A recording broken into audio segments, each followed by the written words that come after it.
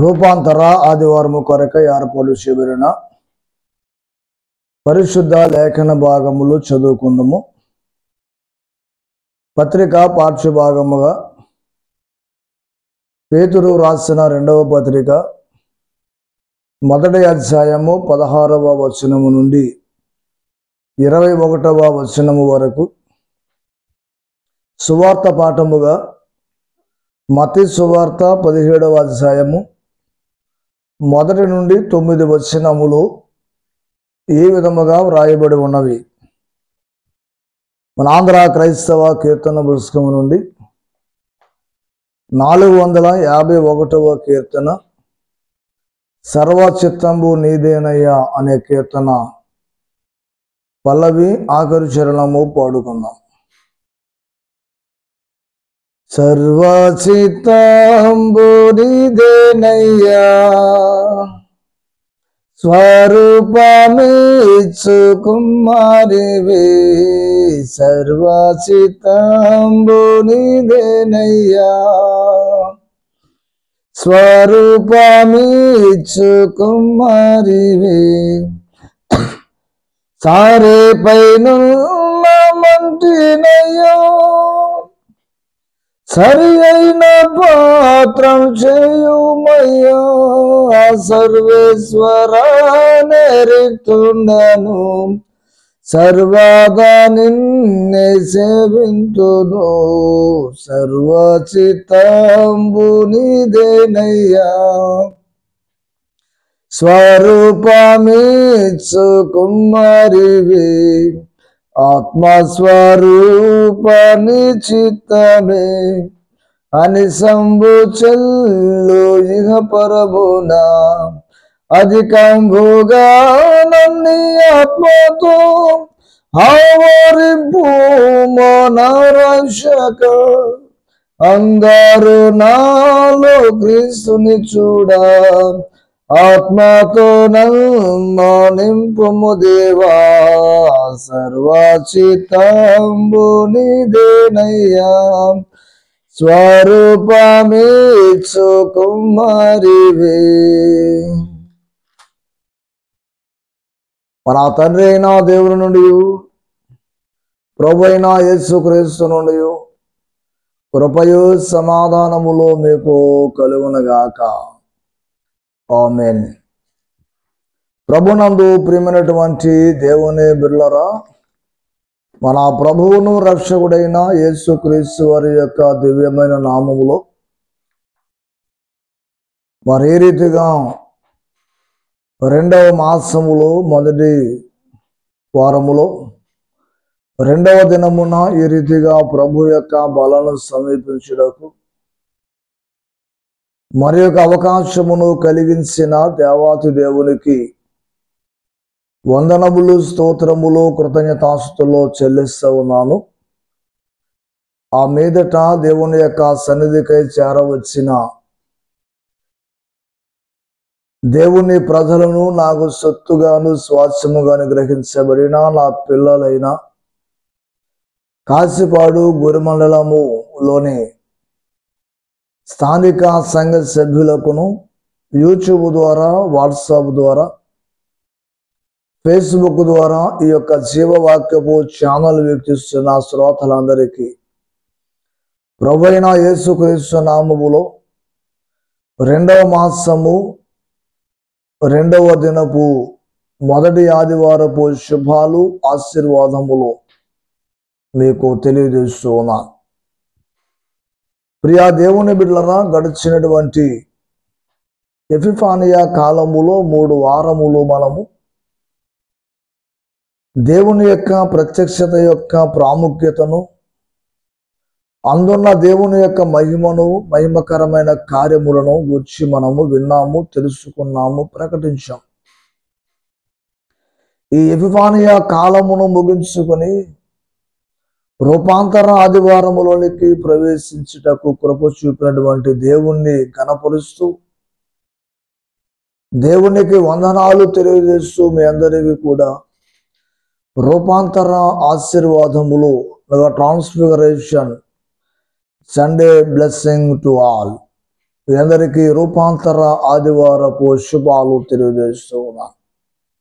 ఈ ఎపిఫానియా దైవ కాలములో, దైవ ప్రత్యక్షత కాలములో తండ్రి పనుల మీద నిలిచి ఉన్నానని చెప్పిన యేసు ప్రభు యొక్క మాటలు, తండ్రి పనుల మీద నిలిచి ఉన్న ప్రతి ఒక్క విశ్వాసి కూడా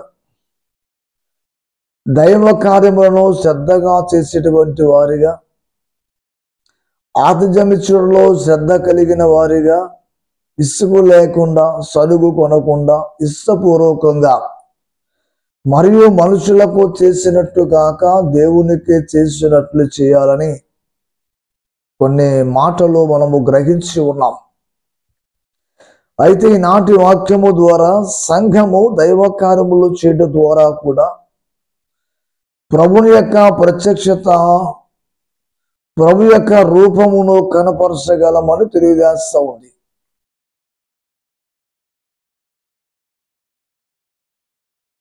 దేవుని ప్రత్యక్షత అనగా దేవుని మహిమను చూపించుట, దేవుని యొక్క స్వభావాన్ని చూపించుట, దేవుని యొక్క మహిమను చూపించుట, దైవ కార్యములు చేయటము ద్వారా, ప్రేమించడం ద్వారా, క్షమించడము ద్వారా, స్వస్థపరచడము ద్వారా, దేవుని నామములు పాటల ద్వారా గణపరచడం ద్వారా, మీ స్వరము ద్వారా, ప్రార్థన ద్వారా, మీ విన్నపముల ద్వారా, మీ వినయము ద్వారా, మీ ప్రవర్తన ద్వారా దేవుని యొక్క ప్రత్యక్షతను మనుష్య రూపములో చూపించగలమనేటువంటి సత్యాన్ని ప్రభు నిరూపిస్తూ ఉన్నాడు ఈరోజు. ఎందుకంటే మనకంటే ముందుగా యేసుక్రీస్తు ప్రభువుల వారు తండ్రి స్థాయిని విడిచి మనుష్యుడిగా మన మధ్య నివసించి ఆ మానవ స్వభావములోనే, మానవ రూపములోనే ఆయన రూపాంతరము మనుషుల ఎదుట చెందటము గమనార్హము. ఆ మనుషులు పేతురు, యోహాను, యాకోబులు. ఈ సువార్త పాఠములో మనం చూస్తాము. ఈ సన్నివేశములో, ఈ రూపాంతర ఘట్టములో యేసుక్రీస్తు ప్రభు తన మహిమను ఈ మనుషులకు కనపరచుటకు, ఆయన స్వభావాన్ని నిరూపించడానికి ఒక ఎత్తైనటువంటి కొండకు వారిని తీసుకుని వెళుతాడు. అది ఒక ఎత్తైన పర్వతం అని, దాని పేరు హెర్మోను పర్వతం అని. ఆ పర్వతము మీద యేసుక్రీస్తు ప్రభు రూపాంతరము పొంది యేసులో ఒక ప్రత్యేకమైనటువంటి దృశ్యాన్ని చూపించినటువంటి గొప్ప మహనీయుడు యేసుక్రీస్తు ప్రభు. ఈ మత్తయి సువార్త 17వ అధ్యాయములో 1వ వచనములో మనం చూస్తూ ఉంటాం. ఈ గొప్ప ఘట్టాన్ని యేసులో చూసినటువంటి వారు పేతురు, యాకోబు, యోహానులు. ఇది స్పెషల్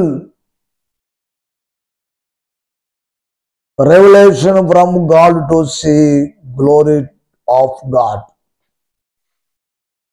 ఇది ప్రత్యేకమైనటువంటి దృశ్యం, ఇది ప్రత్యేకమైనటువంటి ప్రత్యక్షత. ఇది అందరికీ కలిగినట్లు కాదు. మానవులు మనుషులకు చేసినట్లు దైవ సేవకులకు చేయకూడదు. మనుషులు ఏమి చేస్తారు అంటే, పెట్టిన వారికే పెడతారు, వచ్చిన వారి దగ్గరికి వెళతారు, ప్రేమించిన వారిని ప్రేమిస్తారు. కానీ సంఘము దైవ సేవకుని మరలా తిరిగి పెడతారని కానీ, తిరిగి మరలా మనం పిలుస్తారని కానీ వారు ఏం కార్యమునో చేయరు. దేవునికి ఇచ్చినవి మరలా తీసుకోవటానికి ఎవరు కూడా ఇష్టపడరు. మరలా మన కష్టము రూపములో, మన మంచితన రూపములో, మన శ్రమ రూపములో, మన వ్యాపార రూపములో, మన వ్యవసాయ రూపములో, మన ఉద్యోగ రూపములో మరలా దేవుడు మనకి ఇస్తున్న గొప్ప నమ్మకం విశ్వాసులది. ఈ ప్రత్యక్షత వెనకాడుతున్నటువంటి శిష్యులను బలపరచుటకు యేసుక్రీస్తు ప్రభు చేసినటువంటి గొప్ప కార్యం ఏమిటంటే, special revelation from God to see glory of God. ఈ ప్రత్యేకమైనటువంటి దృశ్యాన్ని వారికి చూపిస్తూ ఉన్నాడు. ఆ ప్రత్యేక దృశ్యము ఏమిటంటే, ఆ కొండ మీదకు వెళ్ళిన తరువాత ఆయన మహిమలో ప్రార్థన చేస్తూ ఉన్నాడు. ఆయన ప్రార్థన చేస్తూ ఉన్నారు. దీని ఆయనలో ఈ యొక్క పేతురు, యాకోబు, యోహానులు గొప్ప వెలుగును చూశారు ఆయనలో.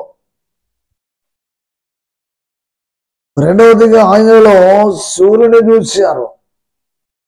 మూడవదిగా ఆయనలో ఆయన వస్త్రములో వెలుగును చూశారు. ఆయన వస్త్రములో తెలుపును చూశారు. ఆయన ముఖములో గొప్ప కాంతిని చూసి ఆశ్చర్యపోయినటువంటి సందర్భం. ఇక రెండవదిగా చూస్తే కనుక పేతురు, యాకోబు, యోహానులు అనేటువంటి వారు యేసు పొందేటువంటి రూపాంతర ఘట్టములో వారు చూసిన ప్రత్యేకతలో రెండవ భాగం ఏమిటంటే మోషే, ఏలియా ఆయనతో మాట్లాడడం గమనించారు. ఎవరి స్తోత్రం చెప్పండి. మీరు మత్తయి సువార్త 17వ అధ్యాయం 2-3 వచనాల్లో ఈ మాట మనం చూస్తాం. పేతురు, యాకోబు, యోహానులు యేసులో చూసిన రెండవ ఘట్టము, రూపాంతర ఘట్టం ఏమిటో తెలుసా? మోషే, ఏలియాలు ఆయనతో మాట్లాడడం చూశారు. పేతురు, యాకోబు, యోహానులు చూసినటువంటి మూడవ ప్రత్యక్షత లేక మూడవ ప్రత్యక్ష దర్శనములో అది ఒక ప్రకాశమానమైనటువంటి మేఘమును చూశారు. ఎన్నడూ చూడని దృశ్యం అది. మేఘము నుండి వచ్చినటువంటి స్వరాన్ని విన్నారు. ఇది వారికి ఆశ్చర్యం వేసింది. ఎప్పుడైతే ఆ స్వరాన్ని విన్నారో పేతురులో ఒక దురాత్మ ప్రవేశించింది, ఒక ఉద్రేకాత్మ ప్రవేశించింది. దానికంటే ముందుగా మరొక మాట చెప్పడానికి ఇష్టపడుతూ ఉన్నాను. యేసు రూపాంతర కొండ పైన ఉండగా మోషే, ఏలియా వారికి ఎందుకు కనిపించారు? ఈ కొండ మీదనే ఎందుకు యేసు రూపాంతరం వచ్చిందాడు అంటే అది ఎత్తైన కొండగాను, ఎత్తైన కొండ అని సువార్తికులు రాశారు. ఆ కొండకు తాబోరు కొండ. రెండవదిగా హెర్మోను కొండ అని పేరుగాంచినటువంటి కొండ. ఆ కొండ మీద రూపాంతరము పొందడానికి గల కారణాలు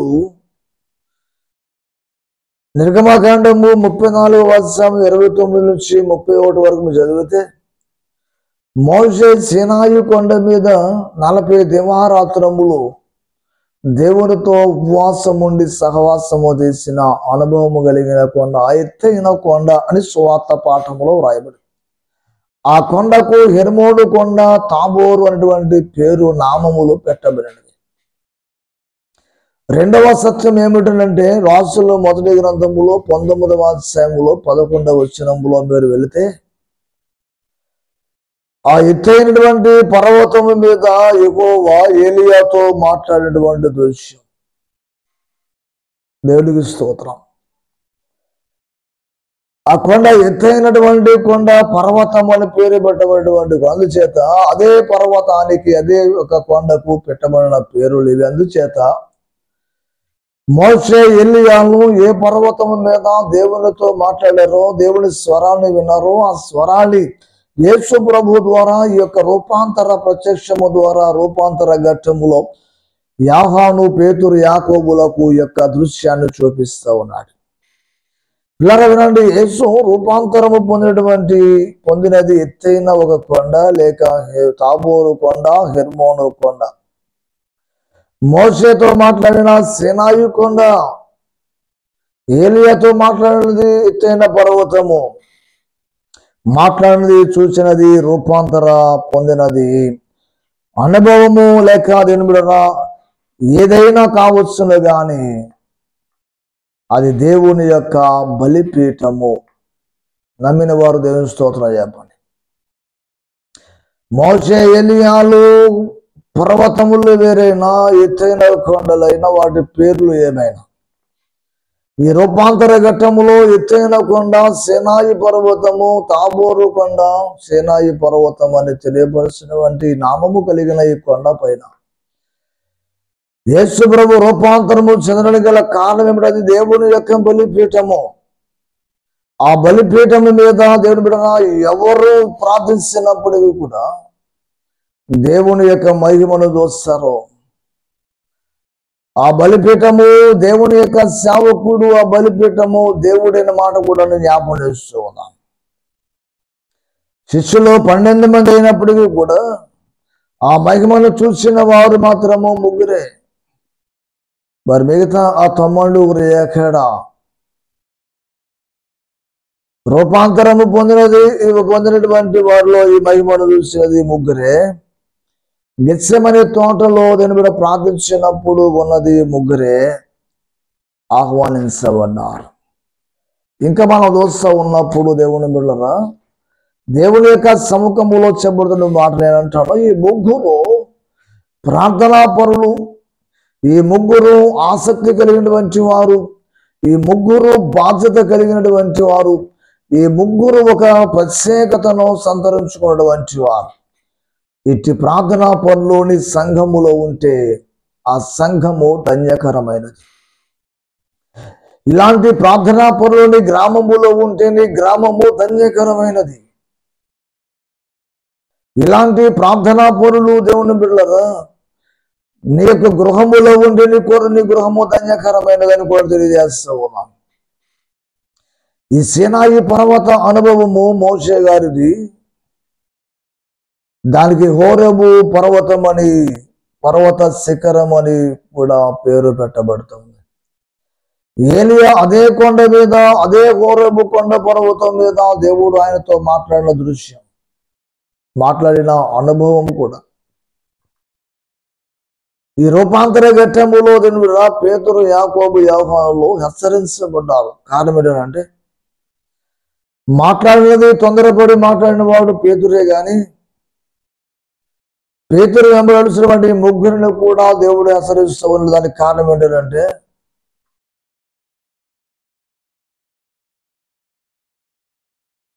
ఆ స్వరాన్ని వింటూ ఉన్నారు, ఆ రూపాన్ని చూస్తూ ఉన్నారు, ఆ తెలుపుదనం చూస్తూ ఉన్నారు, సూర్యుని చూస్తూ ఉన్నారు, ముఖములో కాంతిని చూస్తున్నారు, ఆయన వస్త్రములో తెలుపును చూశారు. ఆయనతో మోషే, ఏలియాలు మాట్లాడడం చూశారు. వెంటనే ఆతృతపడి పేతురు అంటాడు, ప్రభువా, మనం ఇక్కడ ఉండడం మంచిది. ఇక్కడ నీకు ఒక పర్ణశాల, మోషేకు ఒక పర్ణశాల, ఏలియాకు ఒక పర్ణశాల కడదామని మాట్లాడుతూ ఉంటాడు. అందుని బట్టి దేవుడు తనకు ఉన్నటువంటి దుడుకుతనాన్ని, ఆ తొందరపాటుతనాన్ని హెచ్చరిస్తూ ఉన్నాడు,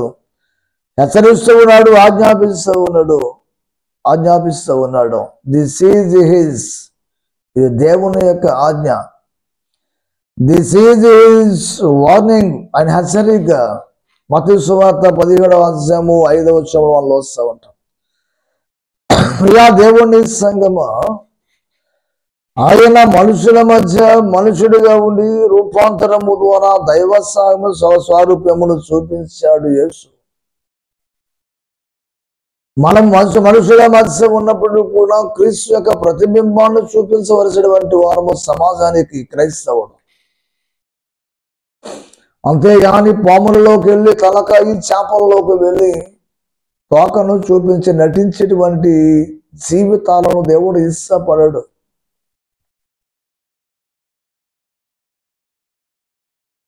దున్నమోతే దూడల్లోనూ, మేయమోతే ఎడ్లలోకి వెళ్ళేటువంటి వారిగా మనం ఉండకూడదు. లోక నానుడులు మనకు అనేకమైనటువంటి జ్ఞానము నేర్పిస్తూ ఉన్నాయి. దేవుని యొక్క వాక్యమును మనం గ్రహించుకుందాం. Transformation is the goal of humanity. అనగా రూపాంతరం అనేది మానవత్వము యొక్క లక్ష్యం.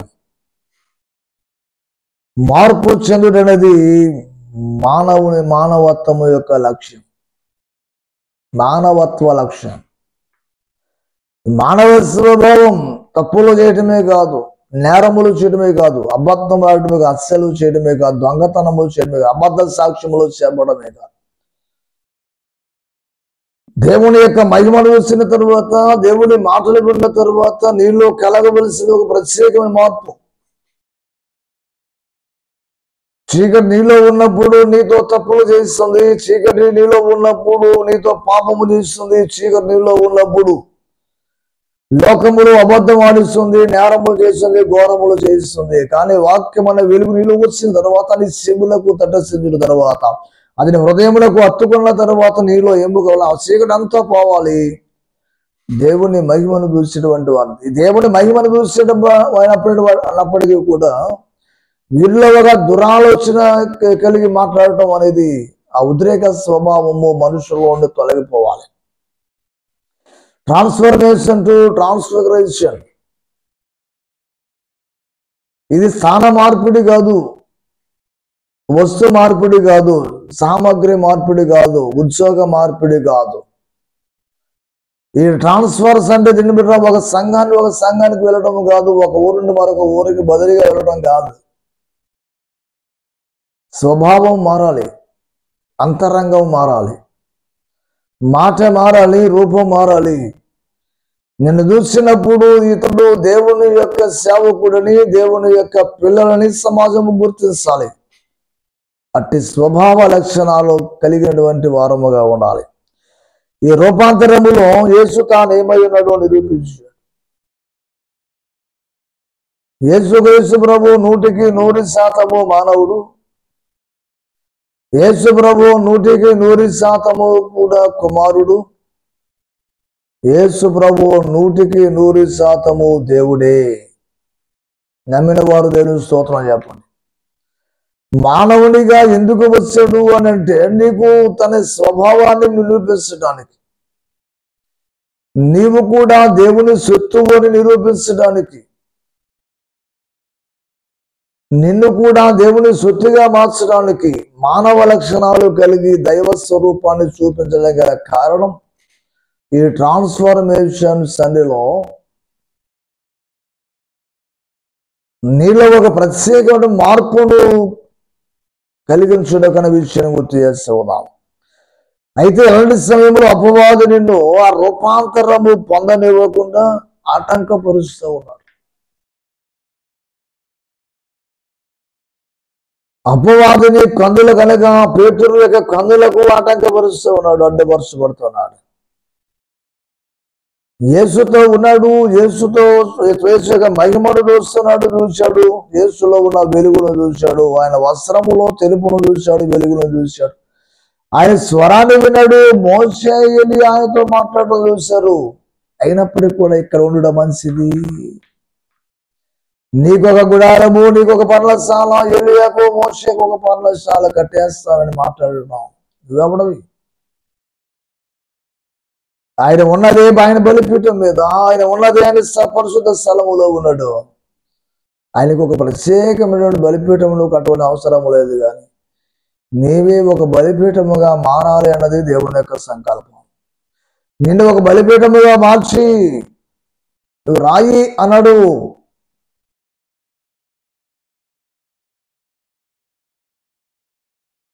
బర్యోనా అన్నాడు. నువ్వు కదలని బండవు, నువ్వు స్థిరమైనటువంటి వానికి సేవ చేస్తావని చెప్పినప్పటికీ కూడా ఈ దుడుకుతనం అనేది తనలో పోలేకపోతా ఉంది. అందరి బట్టి తనలో బట్టి మిగతా ఇద్దరిని కూడా యాకోబు యోహానులు కూడా హెచ్చరిస్తూ ఉన్నాడు. దిస్ ఈజ్ హిజ్, ఇది ఆయన ఆజ్ఞ, దిస్ ఈజ్ హిజ్ వార్నింగ్, ఇది ఒక ఆయన హెచ్చరిక.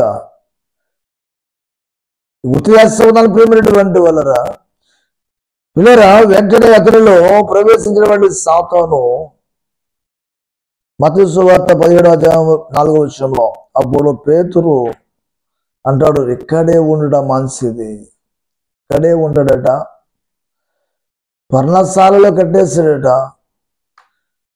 యేసు ప్రభువులు ఒక పర్ణశాల అంట, మోషే ఒక పర్ణశాల అంట, ఏలియా ఒక పర్ణశాల కట్టేసి అక్కడే వారు ఉండిపోవటం మంచిదని దేవుని చిత్తములకు విరుద్ధంగా మాట్లాడుతూ ఉన్నాడు. అందుకే సువార్త పాఠములో కూడా ఒక సందర్భంలో పేతురును గద్దిస్తూ ఉన్నాడు, సాతానా నా వెనుకకు పోము, నీవు మనుషుల మా కార్యములు చూస్తున్నావు కానీ దేవుని కార్యములు చూడలేకపోతున్నావు, నా వెనుకకు పొమ్మని గద్దిస్తూ ఉంటాడు. నిన్ను అపవాది జల్లిట్లో పెట్టి జల్లించేస్తున్నాడయ్యా, నువ్వు కానలేకపోతూ ఉన్నావు, గుర్తించు. నేను నా తండ్రి యొక్క చిత్తము నెరవేర్చుటకు వచ్చినటువంటి వాడను. రోమపత్రిక 16వ వచనములో 16వ అధ్యాయంలో 17వ వచనం, సహోదరులారా మీరు నేర్చుకున్నటువంటి పాఠాలు వాక్యాన్ని గ్రహించవలసినటువంటి వారముగా ఉన్నారు. ఇలా ఆటంకపరిచేది ఏదైనా నీలో నాలో మనలో ఉంటే దావీదు వలె ఇలా అడుగుదాం. 139వ కీర్తనలో 23 వచ్చిన, దేవా నీవు నన్ను పరిశోధించి బాగా తెలుసుకో, నాలో నీకు ఆయాసంలో కలిగి వచ్చేది దాని వాళ్ళు ఇప్పుడు తీసి ఆలస్యం చేయకు, నా నుండి ఏదైనా అభ్యంతరం కలిగి తీసి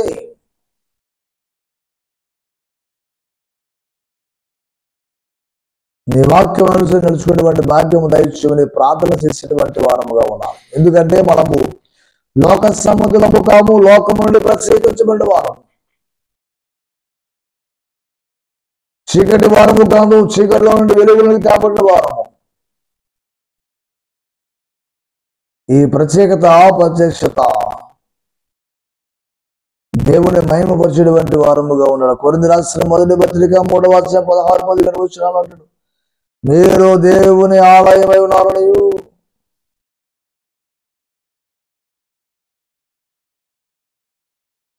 ఎనగరా, మనమే ఆయన దేవాలయం. ఆయన కోరుకుని నీ ఆలయము కోసం నువ్వు కట్టే మందిరము కోసము కాదు. ఈ కట్టేటువంటి మందిరాలు మనందరము కలిసి కూడుకొని ఆరాధించుటకు ఒక పరిశుద్ధ స్థలముగా ఏర్పరచుకున్నదే గాని ఆయన కోరుకున్నది నీ హృదయం ఎటువంటి దేవాలయాన్ని కోరుకుంటున్నాడు, అందులో ఆయన నివసించాలని కోరుతున్నాడు. పత్రిక పాఠములో ఆయన అమలించినటువంటి వారే చూడదలిసినటువంటి రూపాంతరం. ఆయన మహాస్వయమును కళ్ళారా చూసినటువంటి వారము, ఆయన శబ్దములో వినటువంటి వారము. పేతురు రాసిన 2వ పత్రికలో 1వ అధ్యాయం 17-18 వచనాలు మొత్తం. నేను అంటాను తెలియదు, క్రైస్తవుడు అంటే మామూలు మనిషి కాదు, మామూలు మనుషులు కాదు, లోకస్తుడు కాదు, అన్యుడు కాదు. క్రైస్తవుడు అంటే విలువైనటువంటి వాడు.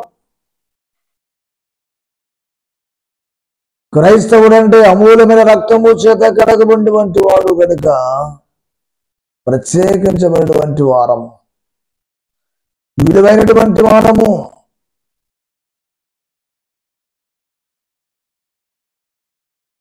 విలువ కలిగిన వారము, వెలపెట్టి కొనబడినటువంటి వారం.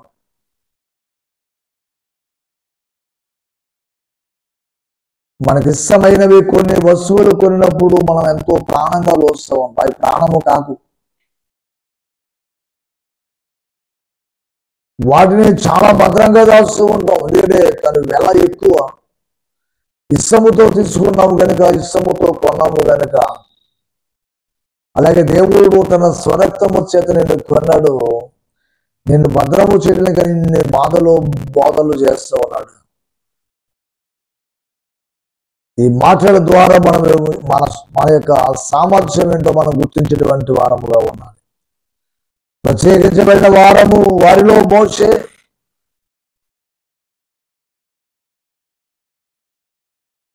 40 దినాలు ప్రత్యేకించబడినటువంటి వారిలో శపను,